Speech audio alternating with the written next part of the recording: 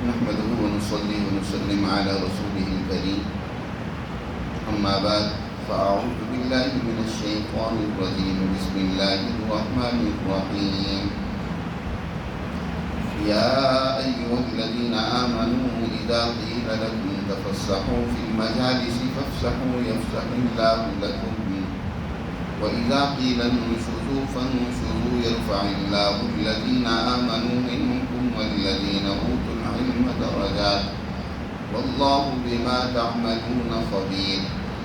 يا أيها الذين آمنوا إذا ناديتم الرسول فقدموا بين يدي نجواكم صدقة ذلك خير لكم وأطهر فإن لم تجدوا فإن الله غفور رحيم أأشفقتم أن تقدموا بين يدي نجواكم صدقات فإذ لم تفعلوا وتاب الله عليكم فأقيموا الصلاة وآتوا الزكاة وأطيعوا الله ورسوله والله خبير بما تعملون صدق اللہ العظیم۔ گزشتہ آیات مبارکہ میں اللہ سبحانہ و تعالی نے مسلمان جماعت کی انتظامی اجتماعی نظم و نسق کو بیان فرمایا کہ مسلمان جماعت میں ٹیم ورک کس طرح کا ہونا چاہیے۔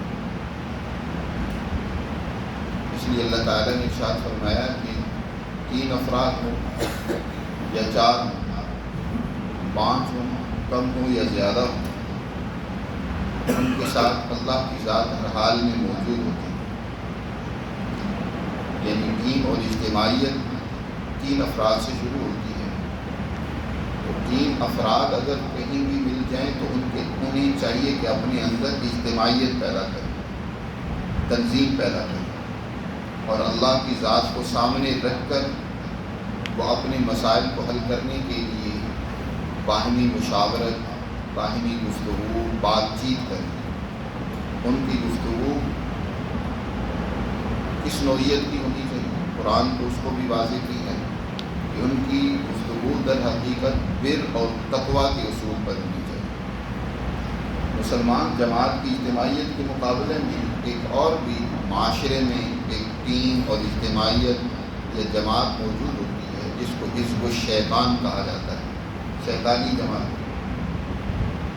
اس کی سوچ یہ ہے، اس کے اندر منفیت اس درجہ کی پائی جاتی ہے کہ وہ معاشرے کے اندر اس عدوان اور معصیت الرسول کی بنیاد پر کردار ادا کرتی ہے۔ وہ معاشرے میں فساد پھیلانے کی کوشش کرتی ہے، معاشرے میں ظلم و زیادتی کے پروگرام تشکیل دیتی ہے، خرابی پیدا کرنے کے لیے وہ کوشش میں مگن ہے۔ مسلمان جماعت کو مزید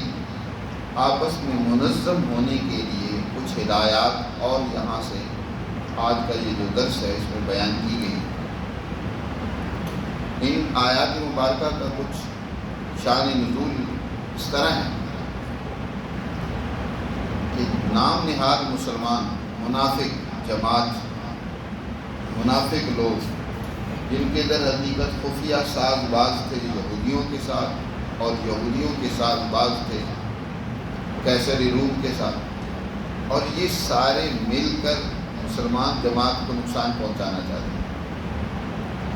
اس میں سب سے زیادہ خطرناک یہ نام نہاد مسلمان تھے، منافق، جو مارے آستین کا سانپ بنے ہوئے تھے کہ بظاہر مسلمان جماعت میں شامل ہوتے ہیں، مسلمان جماعت کی مجالس میں بھی شریک ہوتے ہیں اور اپنے آپ کو مسلمان شو کرتے تھے، لیکن پس پردہ مسلمانوں اہل اسلام کے خلاف سازشوں میں مبتلا رہتے تھے۔ اسلام کی ترقی انہیں یک لحظہ بھی اچھی نہیں لگتی تھی۔ قرآن مقدس نے یہاں ان کا تذکرہ کیا کہ عجیب ان کی حالت ہے، ان منافقوں کی۔ یہ نبی کریم صلی اللہ علیہ وسلم کی مجلس میں کئی مرتبہ ایسا ہوتا کہ جو منافق ہوتے تھے وہ پہلے آ کر بیٹھ جاتے۔ حضور کی مجلس میں پہلے قبضہ کر لیتا تھا۔ اور جو مخلص مومن تھے، سچے مسلمان تھے، وہ اگر دیر سے آیا، کوئی ان میں سے کسی اور ضرورت کی وجہ سے کچھ دیر ہو گئی یا کسی ذمہ داری میں مصروف تھا، اس ذمہ داری کو پورا کرتے ہوئے مجلس میں لیٹ پہنچا ہے اور مجلس میں جگہ ہی نہیں ہوتی، منافق آلتی پالتی مار کر جگہ کو زیادہ کور کر کے کسی اور کو بیٹھنے نہیں دینا، جگہ زیادہ گھیر کر بیٹھ جاتے تھے۔ اور وہ سچا مسلمان آتا، وہ جو ذمہ دار انسان ہوتا، جو اہل علم میں سے ہوتا،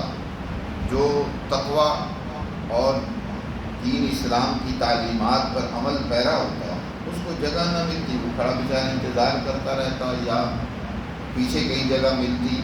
تو جو حضور صلی اللہ علیہ وسلم کے قریب بیٹھنے سے جو تربیت ہوتی، جو تعلیم ملتی، اس سے معروف ہو رہتا۔ تو اللہ سبحانہ و تعالیٰ نے حکم دیا ایمان والوں کو، جن میں ظاہر ہے وہ منافق بھی تھے کیونکہ وہ بھی اپنے آپ کو مومن کہتے تھے، فرمایا اے ایمان والو اذا قیل لکم تفسحوا فی المجالس، جب تمہیں کہا جائے کہ مجلسوں میں وسعت پیدا کرو، فراخی پیدا کرو تاکہ آنے والوں کو جگہ ملے۔ یہ نہیں ہے کہ کوئی آنے والا آئے اور وہ بیچارہ اجنبیت محسوس کرے، تم پہلے ہی قبضہ کر کے بیٹھے ہوئے وہ دیکھتا رہے کہ میں کہاں بیٹھوں۔ نہیں، جب آنے والا آئے تو تم ذرا سکڑ جاؤ، مزید گنجائش پیدا کرو، آنے والوں کو بھی مجلس میں بیٹھنے کی جگہ دو۔ تفسحوا فی المجالس، مجلسوں میں وسعت پیدا کرو۔ فافسحوا یفسح اللہ لکم، جب مجلس میں تم وسعت پیدا کرو گے تو اللہ تمہیں وسعت دے گا، تمہارے دلوں میں وسعت پیدا کر دے گا، دنیا میں بھی آخرت میں بھی اللہ تمہارے لیے وسعت پیدا کرے گا، مال میں کشادگی، عزت میں وسعت اور ترقی، اور آخرت میں بھی اللہ تمہیں کامیابیوں سے ہمکنار کرے گا، مزید اللہ تمہارے لیے وسعت پیدا کر دے گا۔ یفتح اللہ لکم۔ اور کئی مرتبہ ایسا ہوتا تھا کہ کچھ مخلص مسلمان بھی وہ حضور صلی اللہ علیہ وسلم کے مجلس میں آخر تک بیٹھے رہتے۔ حضور صلی اللہ علیہ وسلم کا معمول یہ تھا کہ بعض اہم امور، بعض بہت بنیادی کام مخصوص صحابہ سے آپ کرتے تھے، ذمہ داران سے کرتے تھے۔ یہ تو نہیں ہے کہ ہر بات ہر آدمی کے سامنے کرنی ہوتی ہے، بعض ذمہ داریاں جو اس ذمہ داریوں کے اہل ہوتے ہیں، جن کے سبب کوئی ذمہ داری اور ڈیوٹی ہوتی ہے، انہی سے کی جاتی ہے، متعلقہ لوگوں سے کی جاتی ہے۔ مثلا حضور نبی کریم صلی اللہ علیہ وسلم کے مال کے جو ذمہ دار تھے، مالی امور کے، وہ بلال رضی اللہ تعالیٰ عنہ کے، بلال وزیر خزانہ تھے گویا حضور صلی اللہ علیہ وسلم۔ اور اسی طرح حضرت ابوبکر کی الگ ذمہ داری تھی، حضرت عمر کی الگ، حضرت علی رضی اللہ تعالیٰ عنہ، حضرت عثمان، ان کی سب کی الگ الگ ذمہ داریاں تھیں۔ حضور صلی اللہ علیہ وسلم کی یہ مشیران تھے، حضور ان سے مشورہ فرمایا کرتے تھے بہت ساری امور میں۔ آپ صلی اللہ علیہ وسلم چاہتے کہ آخر میں صرف یہی لوگ رہ جائیں جن سے حضور نے مشورہ کرنا ہے، عام باتیں ڈسکس کرنی ہیں۔ تو کئی دوسرے مخلص صحابہ بھی وہ دیر تک بیٹھے رہتے، اور منافق بھی چاہتے تھے کہ حضور ان مخصوص صحابہ کو قریب نہ کریں، بس ہم ہی بیٹھے رہیں۔ اور یہ نہیں اس لیے بیٹھے رہیں کہ ہماری تربیت ہو یا حضور سے کوئی محبت ہوتی تھی، بعض ان کے لیے رکاوٹ پیدا کرنا مقصد ہوتا ہے۔ تو اللہ تعالیٰ نے ارشاد فرمایا وَإِذَا قِيلَ انشُزُوا، جب کہا جائے کہ اٹھ کھڑے ہو تو فانشزوا، اٹھ کھڑے ہو جاؤ، چلے جاؤ۔ جب تمہیں مجلس سے جانے کے لیے کہا جائے کہ چلے مجلس برخاست اب جاؤ، تو چلے جانا چاہیے۔ اسی طرح کا واقعہ پیچھے بھی گزرا ہے سورہ احزاب میں کہ نبی کریم صلی اللہ علیہ وسلم نے اپنی ایک زوجہ محترمہ سے جب شادی اور نکاح کیا تو دعوت ولیمہ کی، حضور نے کمرے میں ہی کھانے کا انتظام کیا تھا، چھوٹا سا کمرہ تھا، وہیں لوگ کچھ آتے کھانا کھاتے چلے جاتے۔ آخر میں کچھ لوگ آئے، کھانا کھانے کے بعد وہیں بیٹھے باتیں کر رہے ہیں، دیر ہو گئی، رات کا وقت ہے، حضور بھی چاہتے ہیں کھانا کھا لیا تو جائیں، یہی کمرہ ہے جہاں حضور صلی اللہ علیہ وسلم نے آرام فرمانا ہے، وہاں پر بھی اللہ تعالیٰ نے یہی بات فرمائی، وَإِذَا طَعِمْتُمْ فَانْتَشِرُوا وَلَا مُسْتَأْنِسِينَ لِحَدِيثٍ، کھانا کھا لیا ہے، مجلس کی برخاست کا وقت ہو گیا تو فَانْتَشِرُوا، اب منتشر ہو جاؤ، یہی نہیں کہ وہیں بیٹھے گپے لگاتے رہو، وہیں بیٹھے رہو۔ مجلس جس کام کے لیے مقصد کے لیے منعقد کی گئی، مجلس میں بیٹھیں، اور اس مجلس کا ادب بھی ہے کہ آنے والوں کے لیے بھی اس میں گنجائش پیدا کریں، اور جب مجلس کا وقت ختم ہو گیا عام لوگوں کو چلے جانا چاہیے۔ ہاں صاحب مجلس جن کو چاہتا ہے کہ وہ رک جائیں، کوئی ان سے عام بات کرنی ہے یا ان کو کوئی مزید ذمہ داری سونپنی ہے، وہ رک سکتے ہیں، جن کو وہ خود روکیں، لیکن جن کو کہا جائے مجلس برخاست ختم تو چلے جائیں، خواہ بخواہ وہاں ڈیرے جمع کرنا بیٹھے فن شروع۔ اللہ سبحانہ و تعالیٰ نے یہ بات فرمائی کہ مجلس کا ادب گویا کہ سکھلایا، تعلیم دی۔ نبی کریم صلی اللہ علیہ وسلم کے اس حوالے سے مجلس میں بہت ساری امور اور تعلیم، اس کے علاوہ بھی حضور صلی اللہ علیہ وسلم کے احادیث میں منقول اور مروی ہیں کہ جب کوئی مجلس میں ایک بندہ پہلے آ کر بیٹھ گیا، اولاً تو اس کو مجلس سے اٹھانا نہیں چاہیے، ہاں اس کو پہلے بیٹھنے والے کو گنجائش پیدا کرنی چاہیے کہ آنے والے کو جگہ مل جائے، تھوڑا سکڑ جائے، دوسرے کے قریب ہو جائے، آگے ہو جائے، تاکہ آنے والے کو بھی جگہ مل جائے۔ یہی حکم مسجد میں بیٹھنے کا بھی ہے۔ مسجد کی جگہ جو ہوتی ہے وہ وقف ہوتی ہے، کسی کی ملکیت نہیں ہوتی، یاد رکھو یہ کسی کی ملکیت نہیں ہے۔ مثلا ایک صاحب نمازی ہیں اور ان کو عادت ہے ایک جگہ پر نماز پڑھنی، اب ان کی وہ ملکیت نہیں ہوگی۔ اگر کوئی اس جگہ پر دوسرا صاحب کسی نماز میں پہلے آ کر بیٹھ گیا، یہ بعد میں آنے والے صاحب اس کو اٹھائیں کہ نہیں تم یہاں سے اٹھ جاؤ، ادھر چلے جاؤ، ادھر ہو جاؤ، یہ درست نہیں ہے۔ یعنی جو وقف کی جگہ میں، جو کسی کی ملکیت میں نہیں ہے، جو پہلے بیٹھ گیا، مجلس بھی اسی طرح وہاں جو جگہ ہوتی ہے وہ سب استفادہ کرنے والوں کے لیے وقف ہے، لوگ آ کر بیٹھیں، لیکن جو پہلے بیٹھ گیا اس کو اٹھانا درست نہیں ہے۔ ہاں صاحب مجلس کو اختیار ہے، جو اس مجلس کا ذمہ دار ہے، جو اس مجلس کا صدر ہے، اس کو اختیار ہے کہ وہ کسی کو اٹھا کے آگے کر دے، دائیں کر دے، بائیں کر دے، ادھر کر دے، ادھر بھی کر دے، اس کو اختیار دیا گیا ہے۔ عام آدمی کے لیے اس کی اجازت نہیں ہے، کیونکہ اس سے دل میں مزید بدورتیں پیدا ہوتی ہیں، نفرتیں پیدا ہوتی ہیں۔ ان آیات کا ایک پس منظر اور بھی ذکر کیا گیا کہ یہ در حقیقت مسلمان جماعت کی داخلی تنظیم سے متعلق آیات ہیں۔ پیچھے مسلمان جماعت کو منظم ہونے کا حکم دیا گیا اور کن اصولوں پر مسلمان جماعت کو باہمی مشاورت، میٹنگز اور گفتگو بات چیت کرنی چاہیے، پیچھے بات ہوئی ہے۔ یہاں پر مزید یہ بتلایا کہ مسلمان جماعت کو آپس میں کیسے منظم و مربوط ہونا چاہیے، ایک دوسرے کے جس قدر بھی جماعت کے رفقا ہیں، ٹیم ممبران جس قدر بھی ہیں، ان کو آپس میں کیسے ایک دوسرے کے ساتھ محبت، ایک دوسرے کے ساتھ تعلق ہونا چاہیے کہ اگر کوئی ٹیم ممبر، کوئی ساتھی وہ دیر سے پہنچا ہے یا اس وقت نہیں پہنچ پایا، تو یہ نہیں ہے کہ وہ دیر سے آنے والے کے لیے تمہارے دل میں گنجائش ہی نہ ہو سکتا ہے وہ کسی عام ذمہ داری پر ہو یا کسی مجبوری میں ہو، بلکہ تمہارے دل میں اس کی ویسی محبت ہونی چاہیے جیسے کسی اپنے محبوب، دوست، پیارے کے آنے پر انسان کو خوشی ہوتی ہے۔ وہ آیا تو اس کے لیے وسعت پیدا کرو، اس کو ساتھ ملاؤ، فوراً جگہ اس کو دو، اس کے لیے گنجائش پیدا کرو۔ ایک منظم مربوط ٹیم کا آپس میں تعلق کیسا ہونا چاہیے، قرآن نے کو اس آیت میں بیان فرمایا ہے کہ انہیں ایک دوسرے کے خیال اور ایک دوسرے کی رعایت رکھنی۔ گزشتہ آیت میں منافقوں، شیطانی لوگوں کی جو آپس کی مشاورت کی جو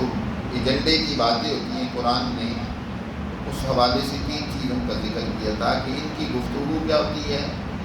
معصیت رسول پر ہوتی ہے، اسم پر ہوتی ہے، عدوان پر ہوتی ہے، 3 چیزوں کا ذکر کیا۔ اور مسلمان جماعت کے لیے اس کے مقابلے میں 2 باتوں کا ذکر کیا۔ اسم کے مقابلے میں اللہ تعالیٰ نے ارشاد فرمایا تھا کہ مسلمانوں کو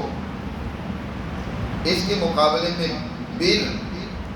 یعنی اسم کی زر بر ہے،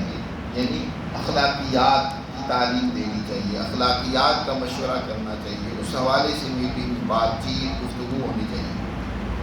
اور اسی طرح وہاں عدوان کا ذکر تھا تو اس کے مقابلے میں اللہ نے لفظ ذکر کیا تقویٰ کو، ظلم و زیادتی کی بجائے عدل و انصاف کی بات ہونی چاہیے، عدل و انصاف معاشرے میں قائم کرنے کے حوالے سے گفتگو ہونی چاہیے۔ اور تیسری بات معصیت الرسول کا ذکر کیا تھا، اس کے مقابلے میں آگے کوئی لفظ ذکر نہیں کیا گیا، کیونکہ اس کی تفصیل اس آیت میں بیان کی گئی کہ معصیت الرسول کے مقابلے میں اگر تو خود رسول اللہ صلی اللہ علیہ وسلم کی ذات گرامی موجود ہے تو ان کی اطاعت ضروری ہے، یا رسول اللہ صلی اللہ علیہ وسلم دنیا سے تشریف لے گئے ہیں، حضور موجود نہیں ہیں، تو جو اس وقت ایمان اور علم میں اونچا درجہ رکھتے ہیں، ایمان اور علم میں یعنی جو قیادت و سیادت کی اہلیت رکھتے ہیں، جو بھی تمہارے لیڈر ہیں، اور لیڈر اسی کو بنایا جاتا ہے جو ایمان اور علم کے اندر مضبوط ہوتا ہے۔ قرآن نے دوسری جگہ پر فرمایا نا کہ تمہارا لیڈر وہ ہونا چاہیے جو بسطۃً فی العلم والجسم ہو، جس کا علم بھی مضبوط ہو اور جسم یعنی اس کے دل کا تقویٰ اور ایمان بھی وہ بہت مضبوط ہو۔ جسم سے مراد یہ وجود نہیں ہے کہ بڑا موٹا تازہ ہو، بلکہ اس سے مراد وہ ایمان ہے جس کی بنیاد پر انسان کے اندر عمل کی تحریک پیدا ہوتی ہے۔ تو یہاں پر اللہ تعالیٰ نے یہ بات ارشاد فرمایا کہ یرفع اللہ الذین آمنوا منکم، اللہ ان لوگوں کے جو تم میں سے ایمان والے ہیں، اور والذین اوتوا العلم، اور ان لوگوں کے جو علم والے ہیں درجے بلند کرتا ہے، درجات، ان کا درجہ بلند ہے، یعنی وہ قائد ہے، وہ لیڈر ہے، وہ تمہارے رہنما ہیں، ان کی اطاعت کرنی ہوگی، ان کی بات پر عمل کرنا ہوگا۔ شیطانی جماعتوں کا تو حال یہ کہ معصیت الرسول، رسول اللہ صلی اللہ علیہ وسلم کی مخالفت کرتے ہیں بجائے ان کی اتباع کرتے ہیں، لیکن سچی ایمان والے وہ ان اہل ایمان کی، ان اہل علم کی اتباع کرتے ہیں، ان کی لیڈرشپ کو وہ قبول کرتے ہیں، اور اللہ نے ان کے درجات کو فرمایا کہ بلند، اہل علم کا، اہل ایمان کا درجہ، 2 چیزیں ذکر کی، ایمان اور علم۔ حدیث مبارکہ میں علم کی بڑی فضیلت آئی ہے، نبی کریم صلی اللہ علیہ وسلم نے ارشاد فرمایا من خرج فی طلب العلم فهو فی سبیل اللہ حتی یرجع، جو علم کی تلاش میں رہتا ہے، علم کا متلاشی، اور ایک حدیث میں فرمایا لیحیی بہ الاسلام، تاکہ اس علم کے ذریعے سے اسلام کو زندہ کرے، یعنی وہ معاشرے میں دین اسلام کے نفاذ کے لیے کوشش کر رہا ہے، وہ اس لیے تعلیم حاصل کر رہا ہے، وہ تعلیمات لیتا ہے، دین اسلام کو سیکھتا ہے تاکہ وہ دین اسلام کے مطابق اپنی نظام قائم کرے، لوگوں کو دین اسلام کے مطابق تعلیم دے۔ حضور صلی اللہ علیہ وسلم نے اس کی بڑی فضیلت و اہمیت کو بیان فرمایا، کل قیامت کے دن بھی اس کے لیے جو حشر ہوگا، اور ایک اور حدیث میں ارشاد فرمایا کہ قیامت کے دن 3 قسم کے لوگوں کی سفارش اللہ قبول کرے گا، ایک انبیاء کی، دوسرے علماء کی، اور تیسرے شہداء کی۔ تو علم والے جو ہیں اللہ نے ان کے درجے بلند کیے ہیں، یرفع اللہ الذین آمنوا منکم۔ اس سے یہ بات بھی بیان کی کہ جو اہل علم ہوتے ہیں، نبی پاک صلی اللہ علیہ وسلم کے دور میں جو ظاہر ان کے علم والے تھے، ابوبکر، حضرت عمر، حضرت عثمان، حضرت علی، ان کو مجلس میں زیادہ جگہ دینے کا حکم ہے، ان کی اہمیت زیادہ ہے، جس کی زیادہ اہمیت ہوتی ہے اس کو اہمیت دیں، دوسروں پر بھی لازم ہے کہ اس کو اہمیت دیں، اس کی عزت کریں، اس کی تکریم بجا لیں۔ واللہ بما تعملون خبیر، اور جو تم عمل کرتے ہو اللہ اسے اچھی طرح جانتا ہے، خبر رکھنے والا ہے۔ یا ایھا الذین آمنوا اذا ناجیتم الرسول اللہ فقدموا بین یدی نجواکم صدقہ۔ ان منافقوں کا عجیب حال تھا، ایک تو مجلس میں براجمان ہو کر بیٹھ جاتے، جگہ پر قبضہ کر لیتے، نئے دوست اور ساتھی آتے، جب کوئی پیچھے رہ جاتا تو اسے جگہ دینے کی بجائے اس کو جگہ نہیں دیتے تھے۔ دوسرا یہ کہ حضور صلی اللہ علیہ وسلم کو جب مجلس مثلاً برخاست ہوئی یا کوئی اور موقع ہوتا تو حضور کو الگ لے جا کر کافی دیر حضور صلی اللہ علیہ وسلم سے بات چیت کرتے رہتے تنہائی میں۔ مقصد اس سے یہ تھا کہ لوگوں پر یہ واضح اور شو ہو کہ یہ بڑے حضور کے قریبی ہیں، حضور کے بڑے چہیتے ہیں۔ تو نبی کریم صلی اللہ علیہ وسلم اپنی اخلاق اور مروت کی وجہ سے ان کی بات سنتے رہتے تھے۔ اندر اندر حضور کو تکلیف ہوتی تھی، حضور جانتے تھے، لیکن اپنی اعلیٰ مروت اور خلق کی بنیاد پر آپ صلی اللہ علیہ وسلم اس کا اظہار نہیں کرتے تھے۔ لیکن آپ کو پتہ تو ہوتا تھا، اور بات بھی کوئی خاص نہیں ہوتی تھی، بس ایسے ہی بیٹھے باتیں کیے جا رہے ہیں، گھر کی باتیں فضول، اور جن کا نہ لینا نہ دینا، کوئی عام مشورہ حضور سے کرنا ہے۔ ظاہر اونچی شخصیت ہے اور ان کا وقت حضور کا انتہائی قیمتی ہے۔ آپ ہیں امت کی تعلیم و تربیت، دیگر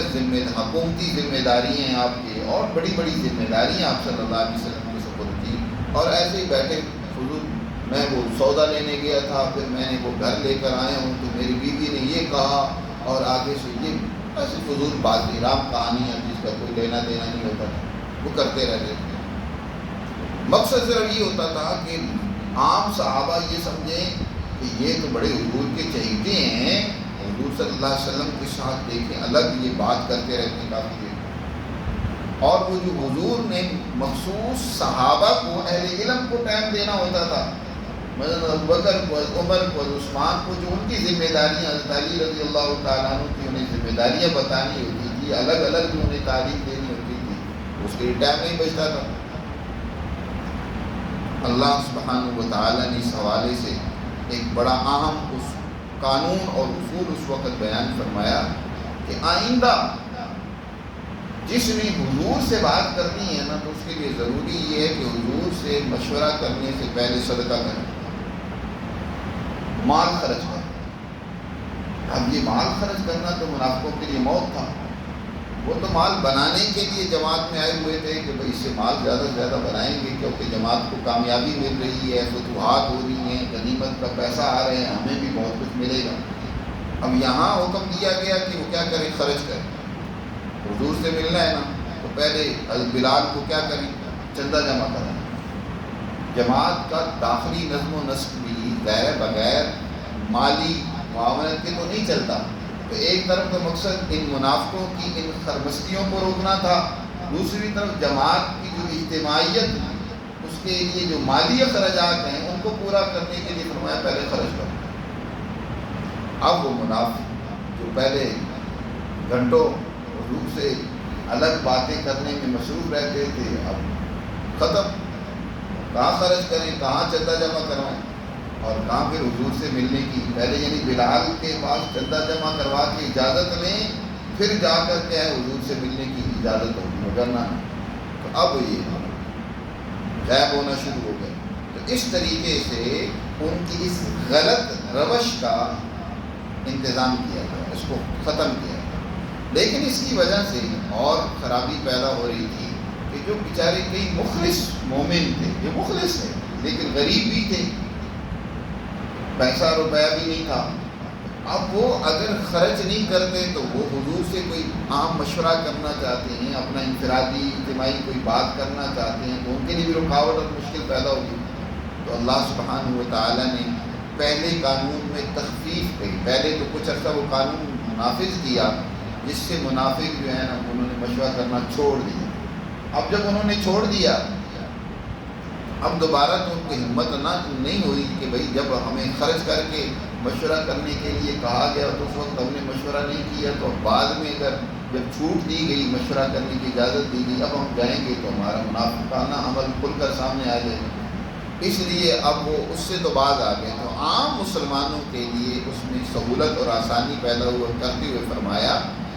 کہ اللہ کو معلوم ہے کیونکہ تم سے غلطی اور تمہارے پاس سخت اور طاقت نہیں ہے، اس بات کی کہ تم خرچ کرو. لہٰذا جو اصل مقصد اور مدعا ہے بشرطے کہ وہ تم پورا کرتے ہو، نماز پڑھتے ہو، زکوٰۃ دیتے ہو، مسلمان جماعت کی خیر خائی کے کام کرتے ہو، تو پھر کوئی حرج نہیں ہے کہ بغیر خرچ کیے بھی تم حضور سے مشورہ کر سکتے ہو. اللہ نے تمہاری کمزوری کو اور تمہاری اس مالی تنگ دستی کو سامنے رکھتے ہوئے تمہیں معاف کر دیا، تمہیں درگزر کر دیا، اور اس قانون کو اللہ نے ذرا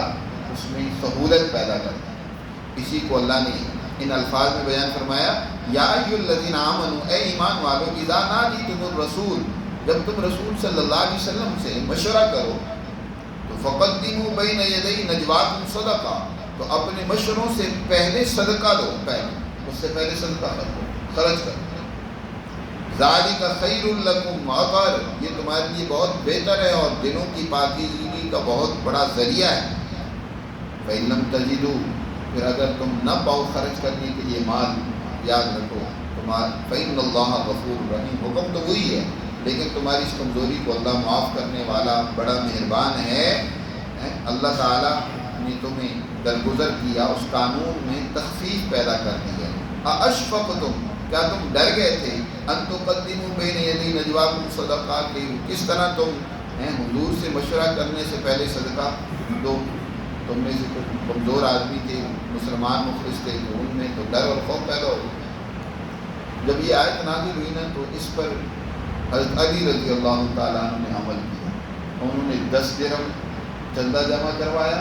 اور پھر حضور صلی اللہ علیہ وسلم سے جا کر مسائل پوچھنے کے 10 مسائل پوچھے.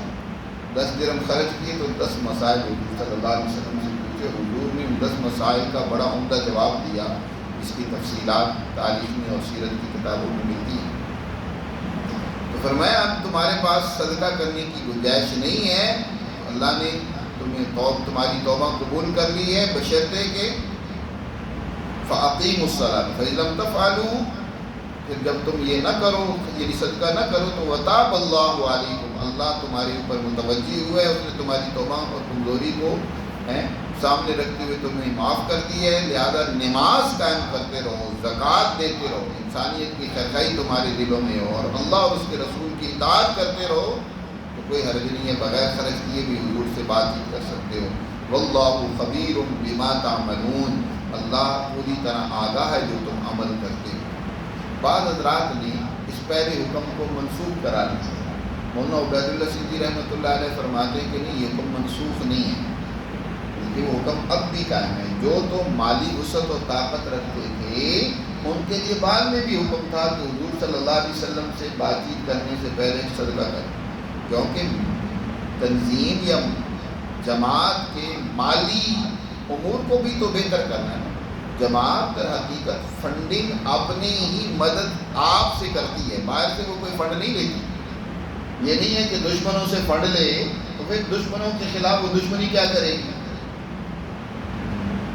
جس قدر بھی ٹیم ممبران ہوتے ہیں وہ ٹیم کی ضروریات کو پورا کرنے کے لیے خود خرچ کرتے ہیں، خود فنڈ دیتے ہیں. آج ہمارے زوال کے دور میں یہی ہوا کہ ہم نے دوسروں سے فنڈ لینے شروع کر دیے. ملکوں کو دیکھیں اب کیا ہے، وہ ان ممالک سے فنڈ لیتے ہیں جو ان پر حاکمیت کرتی ہیں، ان پر اپنے فیصلے ٹھونستے ہیں. آج اپنی ضروریات کو پورا کرنے کے لیے ہم ورلڈ بینک کے محتاج ہیں، IMF کے محتاج ہیں، امریکہ کے، کبھی امریکہ کے سامنے، کبھی چائنا کے سامنے، کبھی سعودیہ کے سامنے، کبھی دوسروں کے سامنے. اپنے مسائل پیدا کر کے ان کے ذریعے اپنے مسائل کو حل کرنے کی کوشش نہیں کی جاتی. ایران نے تو آج تک کسی سے نہیں قرضہ لیا، اس نے بھی تو اپنے مسائل حل کیے. ان کے صدر کا بیان ہے کہ ہمارے ملک میں کوئی آدمی بھوکا نہیں سوتا. ان کے صدر کا میں رات ہی بیان پڑھ رہا تھا کہ اس کا صدر کہتے ہیں ہمارے ملک میں کوئی انسان بیمار نہیں آپ کو ملے گا اس کا علاج نہ کیا گیا، کوئی آدمی تمہیں بھوکا نہیں ملے گا کہ اس کی خوراک کا انتظام نہ کیا. انہوں نے جو کچھ بھی اپنی عوام کو ترقی دی، اپنی عوام کی ضرورتیں پوری کی، اپنے مسائل پیدا کر اپنے مسائل پیدا کر کے اپنے مسائل حل کیے ہیں. لیکن پاکستان دوسروں سے جھنڈا کرنے میں لگا. پھر اسی طرح عجیب حال ہے، فنڈ کرنے میں نا مسجد ہے، مدرسہ ہے، ہم بڑے بڑے مدرسوں کو دیکھیں گے، بڑی بڑی مساجد کو دیکھیں گے، وہ فنڈ ان کو امریکہ سے آتے ہیں اور ان کو فنڈ بیرونی ممالک، یورپین ممالک سے ان کو فنڈ بڑے بڑے ملتے ہیں. یہاں بڑی بڑی این جی اوز ہیں آپ کے ملک میں جو رفائی کام کر رہے ہیں، ان کو فنڈنگ کون کرتا ہے؟ آپ کا دشمن. ان کو وہ فنڈنگ کر رہے ہیں. کام گویا کہ کوئی یہاں ایسی بہت ساری این جی اوز کام کر رہی ہیں انسانیت کی بھلائی اور رفائی کا بظاہر، لیکن فنڈنگ ان کو دشمن دے رہا ہے. وہ دے رہا ہے جو شیطان ہے، شیطانی طاقت اور قوت ہے. تو آپ کیا سمجھتے ہیں کہ وہ فنڈنگ دیتے ہیں اور اس کے پیچھے ان کے کوئی مقاصد نہیں ہوتے؟ پیچھے مقاصد ہوتے ہیں، وہ اپنے مقاصد کو پورا کرنا چاہتے ہیں. مسلمان جماعت پر لازم یہ ہے کہ وہ اپنے مسائل اپنی مدد سے حل کریں. یہاں یہ جو فرمایا کہ صدقہ کرو، جماعت کے ممبران کو کہا جا رہا ہے کہ خرچ کرو، یہ اس لیے کہ خود ممبر جب خرچ کرے گا، جو اپنی محنت کمائی ہے اس میں سے کچھ دے گا، تو وہ کسی مفاد اور لالچ میں نہیں ہوگا، وہ اپنی جماعت کی ترقی کے لیے خرچ کرے گا. اس لیے ہمیشہ چندہ بھی اپنے ہی محلے اور نمازیوں سے مسجد کے لیے کرنا چاہیے. باہر سے کرنا کوئی اچھی بات نہیں ہوتی. بہت سارے چندہ کرنے والے لوگوں کو دیکھا ہوگا آپ نے کہ رمضان آتے آگے پیچھے چندہ کرنے، کوئی کہیں بھاولپور کا رہنے والا ہے، کوئی ڈیرہ اسماعیل خان کا، کوئی کہیں کا کشمیر کا، کوئی کہیں کا، وہ چندہ کرنے دوسرے علاقوں میں پہنچے ہوئے ہوتے. اب یہاں کوئی چندہ کرنا کشمیر سے آیا تو اسے کیا پتہ کشمیر میں یہ کیا کر رہے ہیں، وہاں کیا تعلیم دے رہے ہیں، کون سا ادارہ ہے، کیا وہاں مسائل ہیں. بھائی وہاں کہ رہنے والے لوگ ان کے سامنے ہوتا ہے، وہ مسجد ہے، مدرسہ ہے، کوئی بھی ادارہ ہے، ان کے سامنے ہے، اس کے اخراجات ان کے سامنے ہوتے ہیں، انہی کے اوپر لازم ہے، انہی سے چندہ کرنا چاہیے. دوسری جگہوں پر جا کر چندے نہیں کرنے چاہیے، اس سے تو بہت زیادہ خرابیاں پیدا ہوتی ہیں. اس لیے تو آج مسجدوں اور مدرسوں کے نام پر بڑے غلط فنڈ اکٹھے کر کے لوگوں نے اپنی ذاتی پراپرٹی اور جائیدادیں بنائی.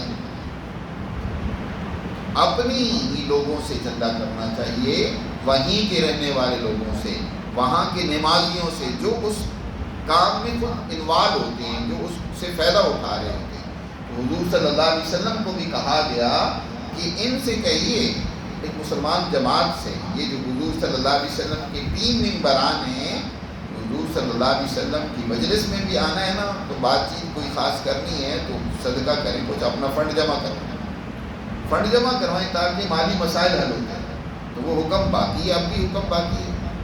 باقی اگر کوئی نہیں خرچ کر سکتا، یہ نہیں ہے کہ اب جو پیسہ مسجد میں نہیں دیتا تو اس کو مسجد میں نماز ہی نہ پڑھنے دی جائے. کہا جائے بھائی تم نماز ہی نہیں پڑھ سکتے، تم مسجد کی جو یہ وسائل ہیں، مسجد کی جو پنکھے اور اے سی اور یہ دوسری ضروریات سے فائدہ نہیں اٹھا سکتے. نہیں، اگر کوئی مخلص ہے بیچارہ خرچ نہیں کر سکتا تو کوئی بات نہیں. قرآن کہتا ہے بشرطے کہ فَأَقِیمُوا الصَّلَاةَ وَآتُوا الزَّکَاةَ وَأَطِیعُوا اللَّهَ وَرَسُولَهُ. اگر تم نماز قائم کرتے رہو، زکوٰۃ دیتے رہو، اللہ اور اس کے رسول کی اطاعت کرو تو ٹھیک ہے، کوئی بات نہیں. جو اصل مقصد ہے وہ تمہیں پورا کرنا ہے. وَاللَّهُ خَبِيرٌ بِمَا تَعْمَلُونَ. اور جو کچھ تم کرتے ہو اللہ اس کی پوری طرح خبر اور آگاہی رکھنے والا ہے. اللہ سے کوئی چیز مخفی نہیں. تو اس طریقے سے ان آیات میں اللہ سبحانہ و تعالیٰ نے گویا کہ تنظیم کے داخلی امور کو بیان فرمایا ہے. اللہ ہمیں سمجھ نصیب فرمائے اور اپنے احکامات پر عمل